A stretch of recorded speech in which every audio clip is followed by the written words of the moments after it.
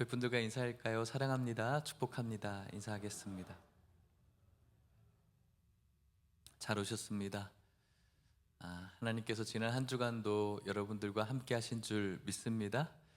그냥 살아오신 것 같지만 여러분들의 삶의 흔적 뒤에는 하나님의 일하심이 있었다는 사실을 기억하시기를 축복합니다. 그럴 때 우리들에게 은혜가 더욱더 많아지는 것이겠죠. 한 번씩 집에서 이렇게 드라마를 볼 때 아이가, 특별히 뭐 둘째 아이가 꼭 공부를 잘 하진 않겠지만 자기 방에 있다가 이 소리를 듣고 제 방에 와서 제 옆에 누울 때가 있어요. 그러다 보면 요즘 드라마는 왜 이렇게 좀 야한, 그런 야릇한 그런 장면이 좀 많은지 모르겠어요. 그래서 두 사람의 뭐 키스신 뭐 이런 것들이 나오면은 제가 그 아이의 두 눈을 살며시 가리거나 아니면은 애들은 가라 이러면서 애들을 이렇게 밀어낼 때가 참 많이 있어요. 참 민망한 그런 장면들이죠. 우리가 읽은 이 아가서에 좀 그런 장면들이 좀 많이 나와요. 그래서 좀 민망하기도 하고요. 유대 사회에서는 유대 어떤 한 전통에서는 뭐 30세 이전에 영적으로 좀 성숙하기 전에는 뭐 이 아가서를 읽는 것을 좀 금했다라는 말이 있습니다. 그만큼 이 아가서에는 뭐 그런 장면들이 묘사되어져 있기 때문이죠. 그런 어떤 야릇한 장면들이 표출되어지는 이 이야기가 어떻게 이 거룩한 하나님 이 말씀에 들어가 있을까라는 그런 의문이 생길 때가 있습니다. 아가서라고 합니다. 왜 이름을 아가서? 이름도 좀 뭔가 애기 같은, 뭔가 좀 그런 거 연관되어질 것 같은 그런 느낌이 드는 것 같아요. 왜 아가서라고 했을까요? 뭐 영어로는 뭐 Song of Songs라고 합니다. 노래 중에 노래라는 뜻을 갖고 있고요. 아가는 한자어예요. 맑을 노래 가자를 쓰는 거죠. 아름다운 노래들, 노래들 중에 노래라는 뜻을 갖고 있는 성경이 바로 이 아가서. 우리가 잘 알고 있는 이 솔로몬과 또 술람미 여인의 이 사랑 노래를 이야기하는 겁니다. 뭔가 민망해지는 장면이 있는 것 같은 그런 노래여서 또 성숙하기까지는 뭔가 읽혀지기가 부담스럽겠지만 놀랍게도 이 아가서는 6월절을 보내는 유대인들이 그 6월절을 보내면서 함께 재창했던 그런 성경이기도 합니다. 굉장히 아이러니하지 않습니까? 6월절은 무엇입니까? 출애굽 당시에 하나님께서 이들을 구원하실 때, 탈출시킬 때 문설주에 어린 양의 피를 바르고 나왔던 기적의 역사.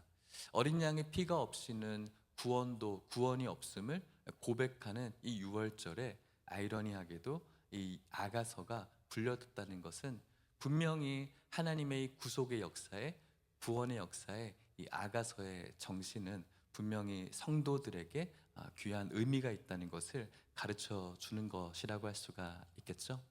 이것을 뭔가 겉표현되어져 있는 이야기가 아니라 이 문맥적인 이야기를 잘 살펴보면은 우리가 아는 것처럼 1장에서 두 남녀 한 쌍의 서로에 대한 사랑의 간구들이 시작되어집니다. 그리고 중반절을 지나가면서 이 두 사람에게 조금 문제가 생겨지거든요.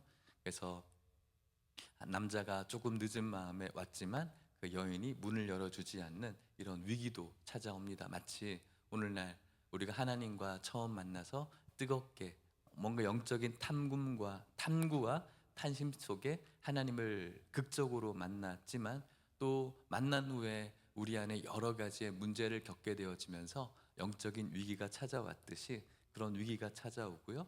또 그 위기가 봉합되어지고 결국은 서로를 향한 아름다운 고백으로 들어가는 것이 아가서의 전체적인 흐름이라고 할 수가 있겠는데, 오늘 우리가 읽은 이 8장이 이 아가서의 맨 마지막으로서 처음 만나 뜨겁게 사랑을 하고 구애를 하고 사랑을 하고 또 어떤 위기가 찾아왔지만 결국은 그 위기가 아름답게 봉합되어지고 서로를 향한 아름다운 사랑의 고백으로 고백되어지는 결말 속에 오늘 우리가 하나님과의 여러 가지의 사랑이 있었지만 위기가 있었고 결국은 봉합되어져서 그분의 우리들을 향한 놀라운 사랑의 고백을 할 수 있는 그 고백의 내용들이 우리가 읽은 8장에 담겨져 있다라고 할 수가 있겠습니다.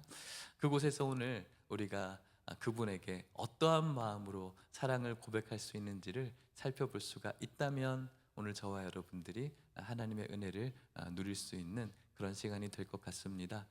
아가서 8장 5절입니다. 우리 같이 한번 읽어볼까요? 시작. 그의 사랑하는 자를 의지하고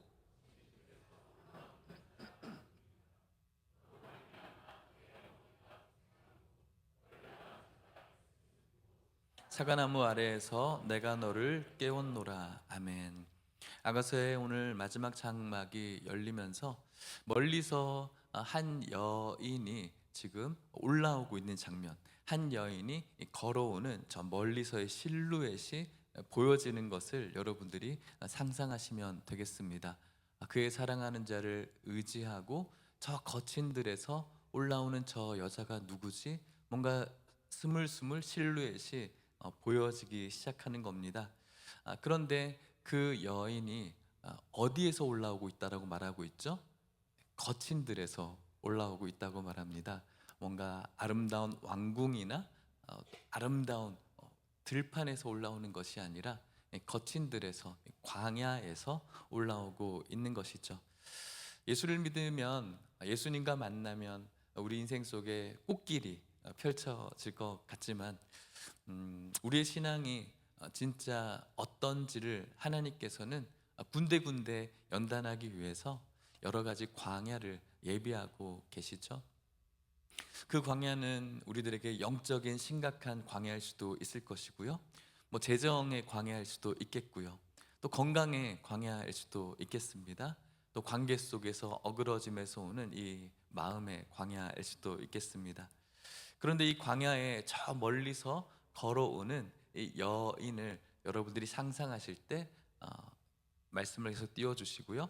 그 여인이 그냥 혼자서 열심히 이렇게 멋있게 당당하게 씩씩하게 걸어오는 것이 아니라 어떻게 걸어오냐면은 그의 사랑하는 자를 어떻게 해요? 의지하고 걸어온다는 것이죠. 혼자서 나 광야를 잘 버텨냈어, 이겨내서 하고 막 씩씩하게 걸어오는 것이 아니라 그의 사랑하는 신랑과 함께 그를 의지한 채로 올라오고 있다는 말씀이죠. 여기서 의지하다라는 이 표현이 히브리어 단어가 있는데 이 단어가 구약 전체에서 의지하다라는 단어 중에 딱 여기만 나오는 그런 단어예요. 우리가 뭐 시편을 읽거나 하다 보면 의지하다는 그런 단어들이 많이 나오는데 구약 전체에서 이 곳에만 나오는 독특한 표현이죠. 뭐 그렇게 뭐 크게 부각될 수 있는 점은 없겠지만 다른 뭐 의지하다라는 단어는 뭐 하나님 앞에 종교적으로 나아가는 제의적인 표현에 의지하다가 있고요. 또 다른 의지하다라는 우리가 뭐 지팡이를 의지하거나 뭐 벽을 의지할 때 쓰는 그런 단어가 있고요. 또 오늘 여기서 나오는 이 단어 의지하다 미트라펙이라는 단어를 쓰고 있습니다. 이 단어의 의미는 이제 내 다리로는 지탱할 힘이 없이 나의 힘으로는 0%이고 의지할 대상 완전히 100% 그에게 의지한다라는 그런 의미를 담고 있겠습니다. 여인은 깨달은 것이죠. 이 잔인한 광야, 신랑이 없었던 그 광야 속에서 자신의 힘으로 걸어갈 수 없이 신랑에게 전적으로 의지해야만 걸어올 수 있었던 그 고백을 하고 있는 것입니다. 그런데 어떻게 이토록 완벽하게 이 미트라펙을 할 수 있었을까? 그것은 바로 이 신랑의 특징이라고 할 수가 있겠죠. 요즘 제 입술에 좀 계속 흥얼거리는 찬양이 있어요. 오 주님 당신은 내 삶 구석구석까지 감찰하시며 나를 응원하시는 분, 이거거든요. 주님 당신은 내 삶 구석구석까지 감찰하시고 나를 응원하시는 분입니다.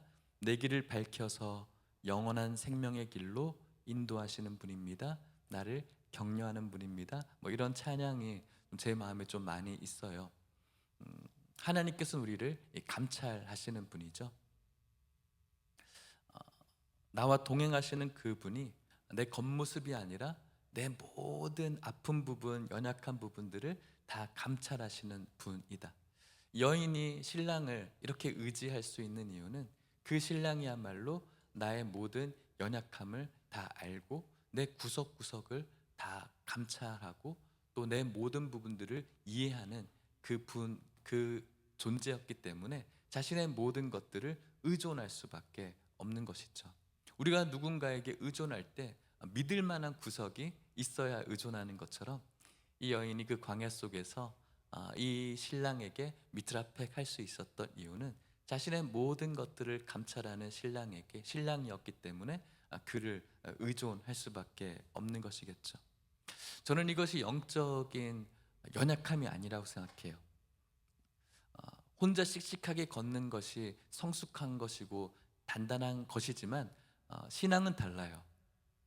신앙은 혼자 걸어서 단단해지는 것이 아니거든요. 내가 이래봬도 신앙생활 30년 했다. 그래서 나는 이렇게 씩씩하게 잘 버틸 수 있어요. 내가 이래봬도 목사이기 때문에 잘 버틸 수 있어요. 이것은 신앙이 아니에요. 한 번씩 어릴 때, 요즘은 좀 모르겠는데 어릴 때 할머니들이 꼬부라진 허리지만은 굉장히 무거운 이 짐을 머리에 지고 가시는 장면이 있었어요. 혹시 그런 장면 보셨어요? 근데 그 아이러니한 건 어떤 할머니는 버스에 타도 계속 그것을 이렇게 머리에 지고 있는 할머니가 계시더라고요.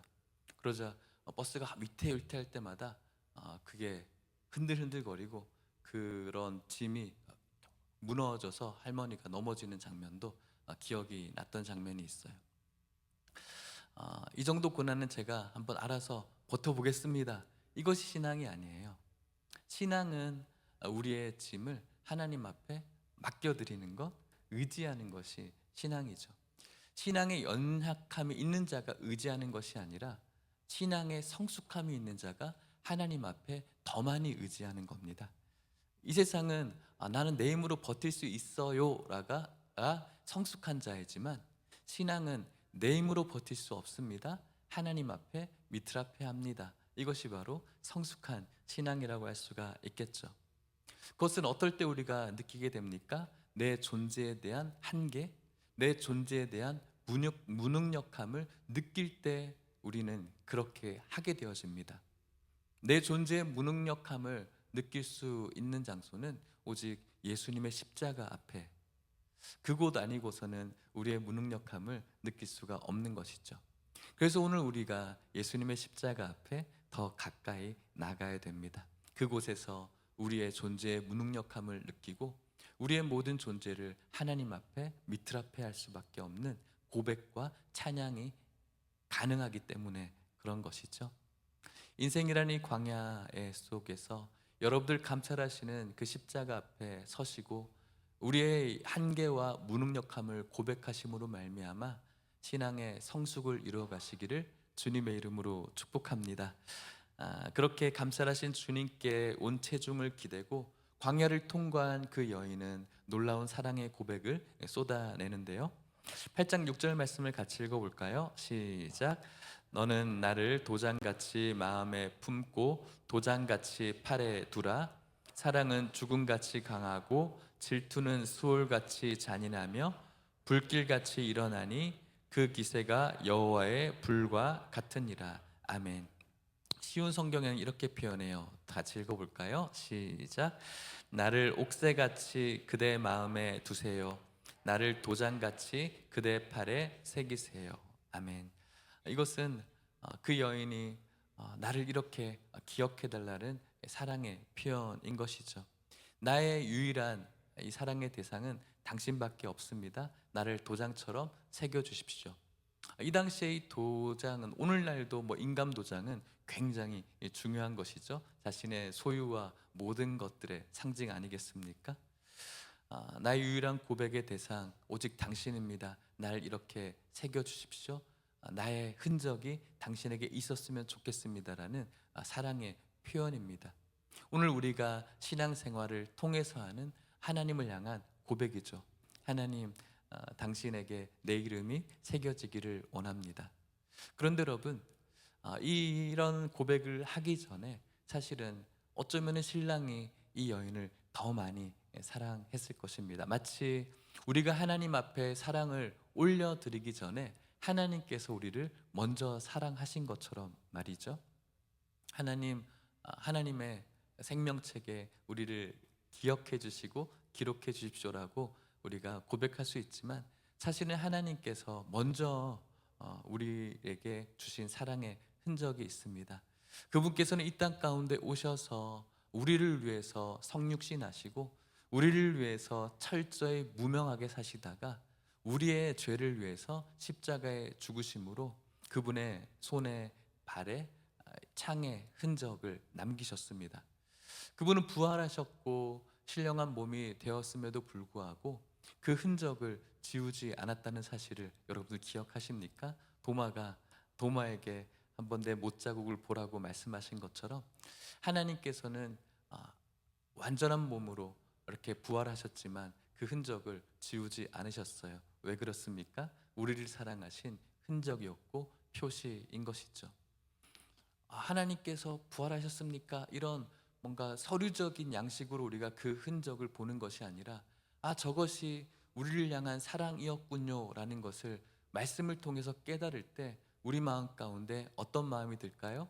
감사가 있고요, 그분을 향한 경배와 또 영적인 오열이 있는 것이죠.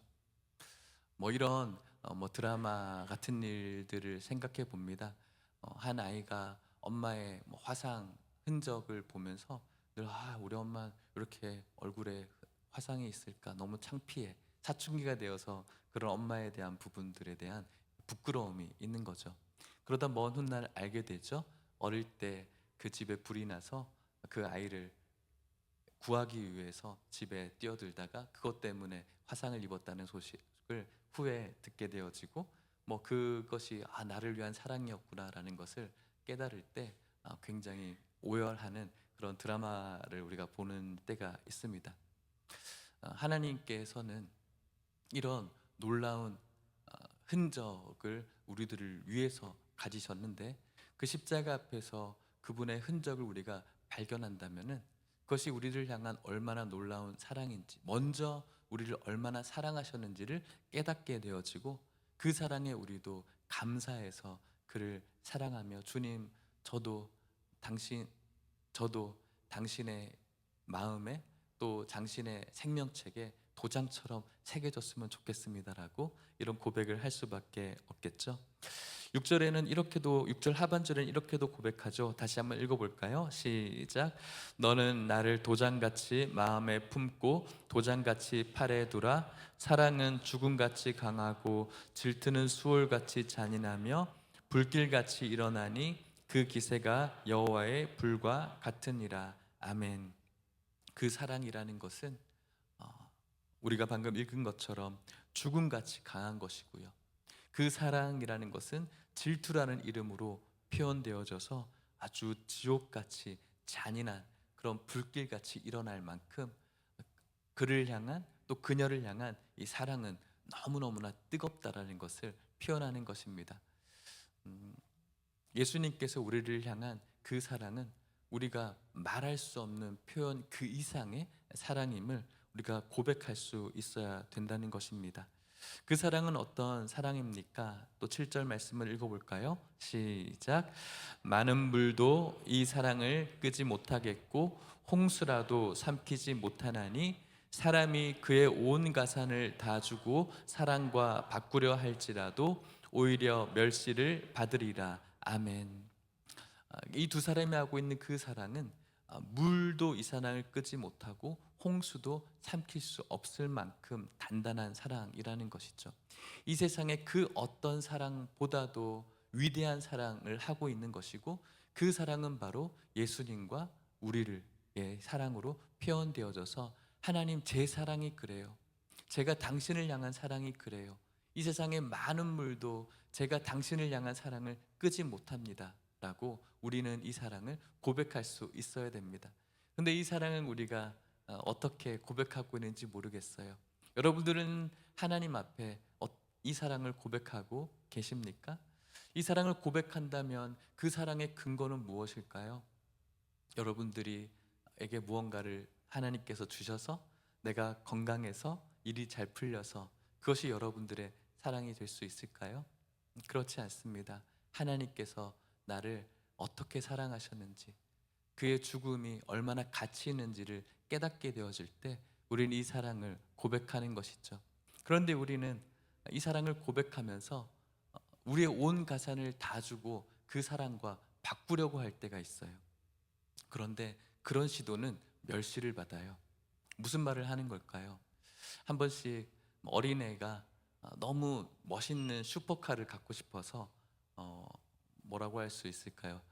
페라리 이런 것들을 갖고 싶어서 용돈을 5천 원 정도 받았는데 자신에게 있는 건 전부이죠. 그래서 페라리 매장에 가서 5천 원 주면서 저 차 갖고 싶어요 라고 자신의 모든 가산을 탕진해서 가지고 온 거니까요. 딱 하면은 그 주인은 그 아이의 귀여운 모습을 보면서 웃을지도 모르겠어요. 그런데 저 같은 사람이 5천 원 딱 들고 가서 내 전부를 가지고 왔는데 저 차 주세요 하면은 그 사람이 뭐라고 할까요? 미친 거 아니냐고 저한테 이야기하지 않겠습니까? 멸시할 수밖에 없겠죠. 마찬가지예요. 하나님의 사랑을 우리가 가지고 있는 알량한 5천 원과 교환하려고 하는 시도가 우리 삶 가운데 있다는 것이죠. 무엇을 이야기하는 겁니까? 하나님, 제가 새벽기도 잘 나오고 있습니다. 하나님, 저 이번 주 특세 잘 참여했습니다. 하나님, 제가 11조도 꼬박 내고 있습니다. 하나님, 제가 교회 이런저런 모양으로 잘 섬기고 있습니다.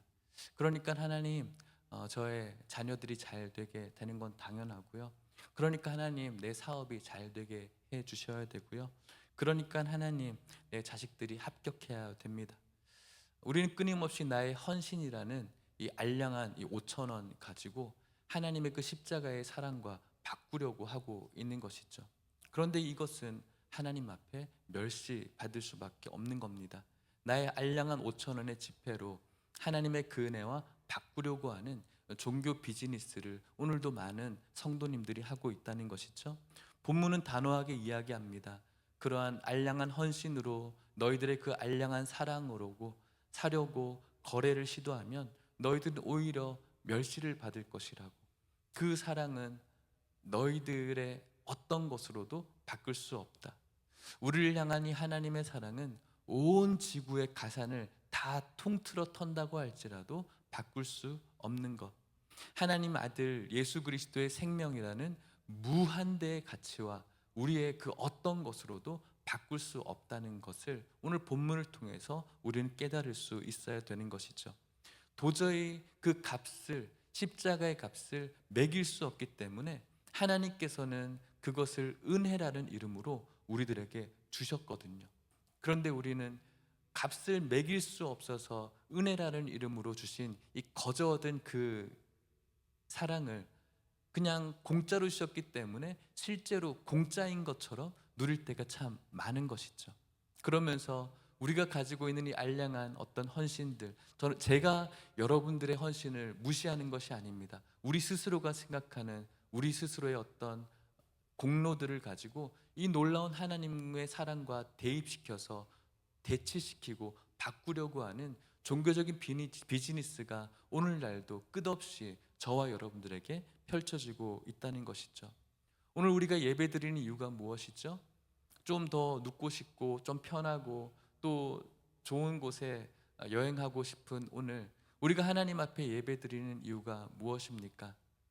우리가 이렇게 예배를 드림으로 인하여서 하나님의 어떠한 다른 은혜와 맞바꾸려고 하는 것입니까? 저와 여러분들이 이 교회에 와서 섬기고 누군가를 돕고 사랑하는 이유가 무엇입니까? 하나님 앞에 무엇을 얻어내기 위해서입니까? 그렇지 않죠. 지옥 갈 내 인생에 죽음보다 더 강한 그 사랑을 이미 받았기 때문에, 거저 받았기 때문에 그 사람에게 감동한 자 라서 하나님을 사랑하는 마음으로 그분을 향해 죽음보다 더 커다란 사랑을 입술로도 고백하고 찬양으로도 고백하고 기도로도 고백하고 그리고 예배로 하나님을 고백하기 위해서 오늘 우리가 이 자리에 나온 것 아니겠습니까? 우리가 예배를 드린다고 하는 것 아니겠습니까? 드리는 거죠. 우리가 받는 것이 아니죠. 왜요? 하나님께서 우리에게 이미 주시고 값으로 매길 수 없는 거저 주신 그 사랑이 우리들에게 있기 때문에 그 사랑이 깨달아지고 그 사랑이 감사해지면 주님의 십자가 앞에 내가 아무것도 아닌 이 무능력한 존재임이 깨달아지게 되어지면 자연스럽게 주님을 의지할 수밖에 없고 의지함으로 주님 앞에 나갔던 모든 인생 속에서 하나님께서 때를 따라 돕는 은혜를 또 경험하고 하나님 앞에 나와 우리의 몸을 우리의 마음을 드릴 수밖에 없는 것, 이것이 바로 오늘 우리가 드려야 될 예배이고 우리가 드리는 예배가 아니겠습니까? 그리고 그 예배를 통한 우리에게 진정한 우리의 입술을 통한 진정한 사랑의 고백이 오늘 이 자리에 저와 여러분들에게 있어야 될 고백인 줄 믿으시길 축복합니다. 그래서 우리는 기도할 수 있어야 됩니다. 하나님, 저의 알량한 행위로 당신과 거래하지 않겠습니다. 하나님, 나의 예배를 받아 주시옵소서. 하나님 홀로 나의 예배를 받아 주시옵소서.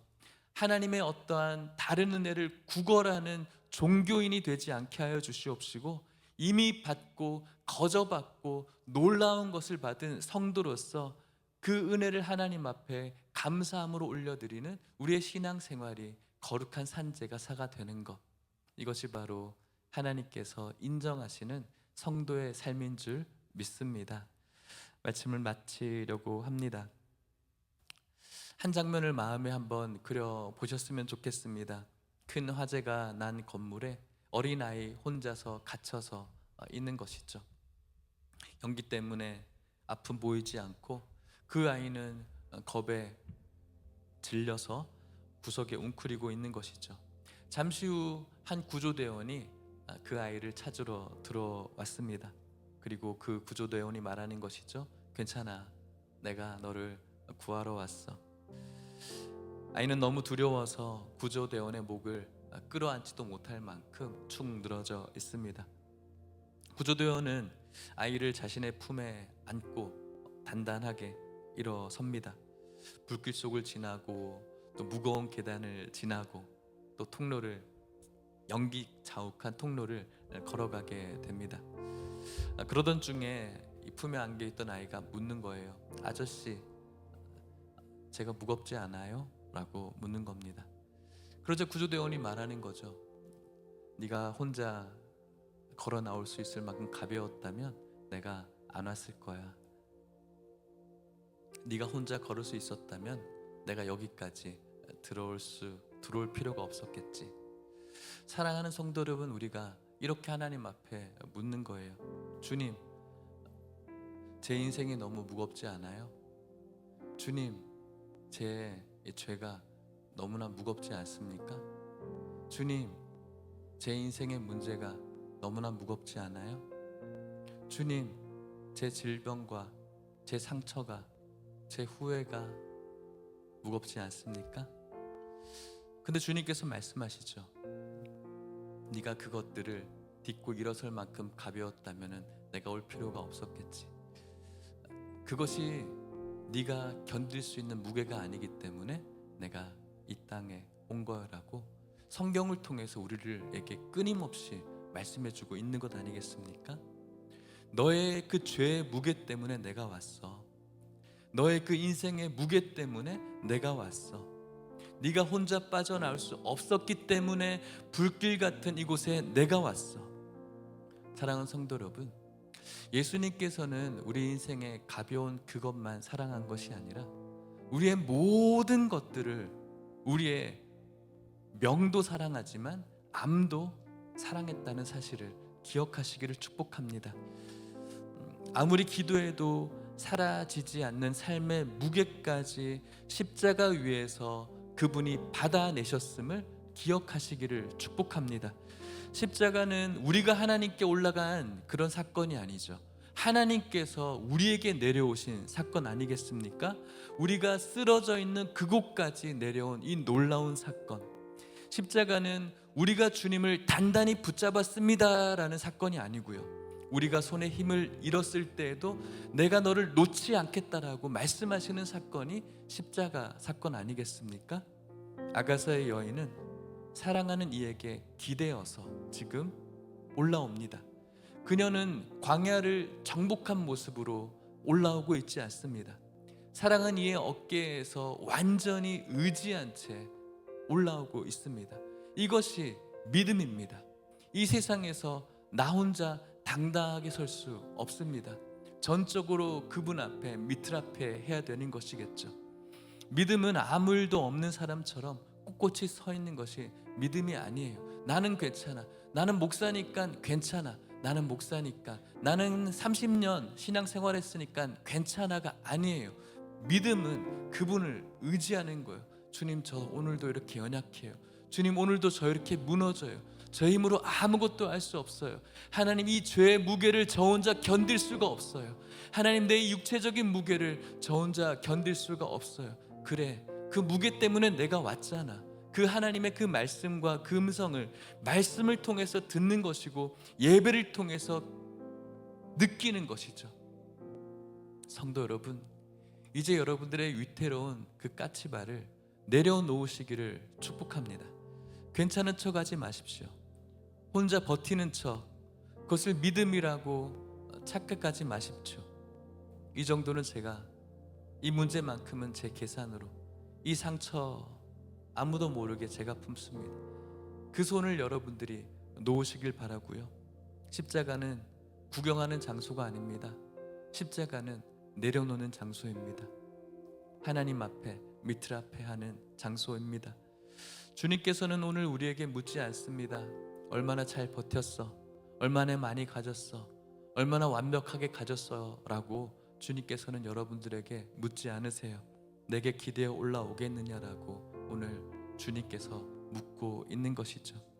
여러분의 체중을 십자가에 맡기시기를 주님의 이름으로 축복합니다. 여러분들의 어떠한 체중이라도 하나님 앞에, 그 십자가 앞에 실을 때 그것이 바로 믿음인 것을 믿으시기를 축복합니다. 죄의 무게를 실으시고요, 눈물의 무게를 실으시고요, 자녀의 무게를 심으시고요, 미래에 대한 두려움의 무게를 실으십시오. 아무에게 말하지 못한 마음의 무게도 십자가에 실으십시오. 그분의 팔은 이미 저와 여러분들의 모든 무게를 안으려고 벌려져 있지 않습니까? 그분의 손에는 우리를 끝까지 놓지 않겠다라는 그 십자가의 못자국의 흔적이 오늘날도 있지 않겠습니까? 그분의 옆구리에는 오늘도 너희들을 품겠다라고 말씀하시는 창의 흔적이 있지 않습니까? 우리를 위해서 그 죽으신 사랑은 이 세상 그 어떤 말로 형용할 수 없는 그 사랑보다도 더 깊다는 사실을 믿음을 통해서 느끼시기를 축복합니다. 오늘 성경은 말합니다.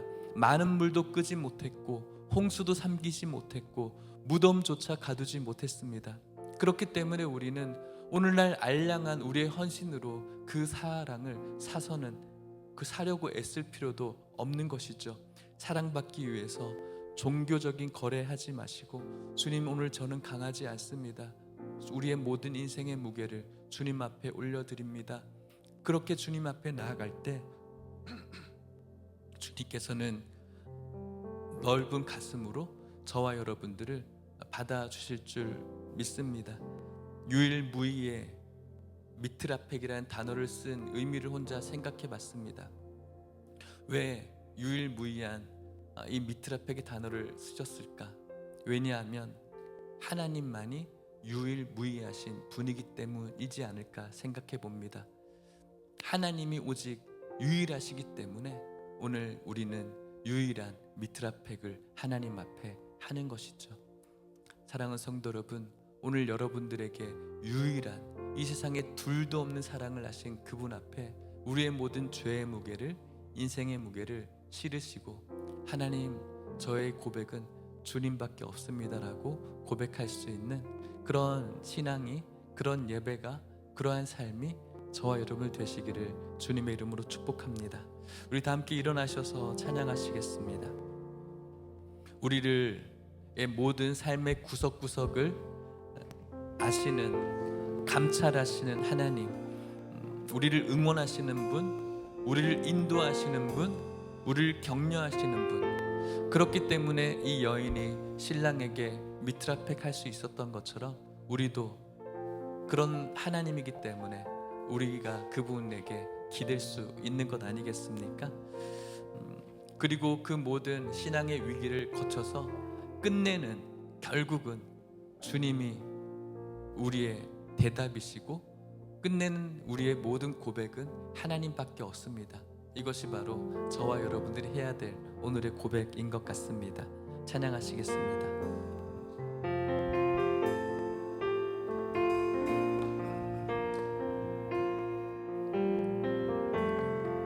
오 주님, 당신은 내 삶 구석구석까지 감찰하시며 나를 원하시는 분,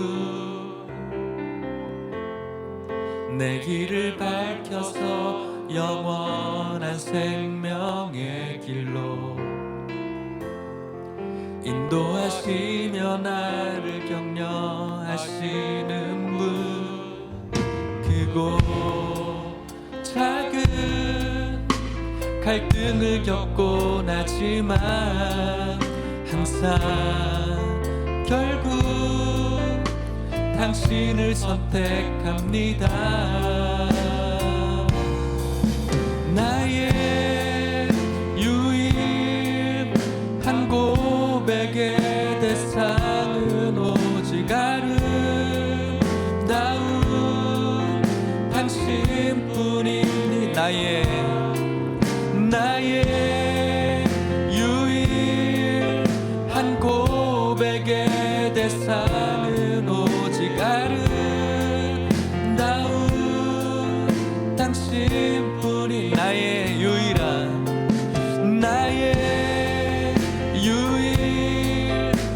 고백의 대상은 오직 아름다운 당신, 나의 유일한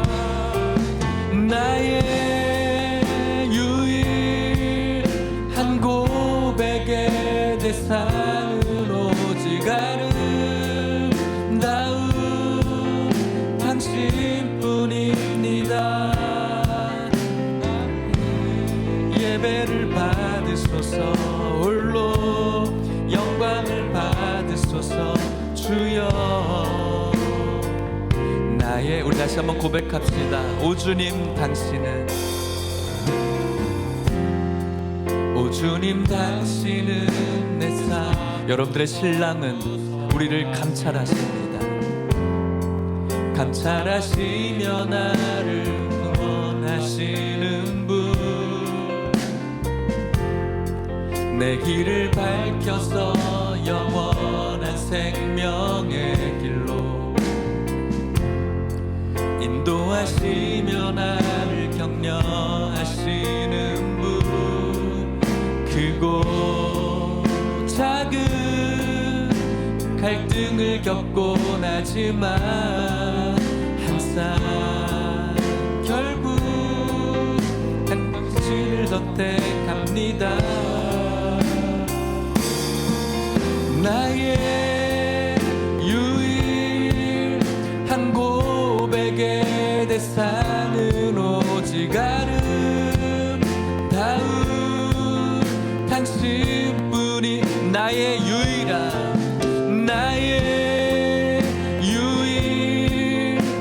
고백의 대상은 오직 아름다운 당신뿐입니다. 나의 예배를 받으소서, 홀로 영광을 우리를 감찰하신 신랑을 기억하시면서, 여러분들의 인생에 주님을 기억하시면서 다시 고백합시다. 오 주님, 당신은 내 삶 구석구석까지. 믿으십니까? 감찰하시며 나를 응원하시는 분, 우리의 길을 밝혀서 내 길을 밝혀서 영원한 생명의 길로 인도하시며 나를 격려. 우리의 모든 시행착오가 있지만 크고 작은 갈등을 겪곤 하지만 항상 결국 당신을 선택합니다. 나의 유일한 고백 대상은 오직 아름다운, 우리 주님께 고백합시다. 나의 유일한 고백의 대상은 오직 우리를 위해서 이 세상 그 무엇과도 바꿀 수 없는 은혜를 기억하며 나의 유일한 고백의 대상은 오직 우리의 모든 것을 다 주어도 바꿀 수 없는 주님, 다시 고백합시다. 나의 유일한 고백의 대상은 오직 아름다운 당신뿐입니다. 나의 예배를 받으소서, 홀로 영광을 받으소서. 주여, 나의 주여. 우리 시간, 오늘 짧은 말씀이 여러분들에게 기념되어졌으면 좋겠습니다. 십자가에 여러분들의 체중을 실으셔야 됩니다. 그것이 연약한 것이 아니라 그것이 성숙한 겁니다. 그것이 믿음입니다. 우리들이 체중을 십자가에 실을 수 없는 이유는 한 가지밖에 없죠. 믿을 만한 대상이 아니라는 우리의 불신이겠죠. 하지만 하나님은 그런 분 아니십니다. 우리를 위해서 자신의 모든 것을 내어주신 주님, 전능하시고 선하시고 인자하시며 오늘도 저와 여러분들을 감찰하시는 주님, 그 십자가 앞에 우리의 유한함과 우리의 제한적인 능력과 우리의 무능력함을 고백하시고 밑을 앞에 할 수 있기를 원합니다. 하나님, 내 죄의 이 충격적인 무게를 주님 앞에 내려놓습니다. 하나님, 나의 인생의 무게를 주님 앞에 싣습니다. 오늘도 그 십자가의 흔적으로 두 팔 벌려 나를 품으시는 그 주님 앞에 의지하게 하여 주시옵소서. 결국은 우리의 유일한 고백의 대상이 주님이심을 고백하게 하여 주시옵소서. 그렇게 오늘 이 시간 하나님, 나의 긴장되는 까치발을 내려놓고 주님 앞에 모든 것들을 실을 수 있는 믿음을 주시옵소서. 우리 같이 한번 기도했으면 좋겠습니다. 기도하시겠습니다. 하나님 아버지, 감사합니다. 주님, 우리는 강하지 않습니다. 하지만 주님의 팔은 강하십니다. 저는 끝까지 붙들 자신이 없습니다. 그러나 주님이 저를 놓지 않으심을 믿습니다. 주님, 제 삶의 체중을 십자가에 온전히 내려놓습니다. 유일무이의 대상이신 하나님께 유일하게 사용되어진 미트라 팩, 오늘 우리가 주님 앞에 의뢰하기를 원합니다. 오늘 우리가 주님을 의지하기를 원합니다. 우리의 모든 삶의 구석구석을 감찰하시는 주님, 그리고 응원하시는 주님 앞에 우리의 모든 삶의 체중을 의탁하는 믿음을 허락하여 주시옵소서. 주님, 도와주시옵시고 우리의 모든 결국은 당신을 선택함입니다. 우리의 모든 고백은, 우리의 유일한 고백은 오직 아름다운 당신뿐입니다. 아버지, 우리의 모든 결국이 되어지게 하여 주시옵소서. 하나님 앞에 이렇게 나아감으로 은혜를 누리게 하여 주시옵소서. 주님,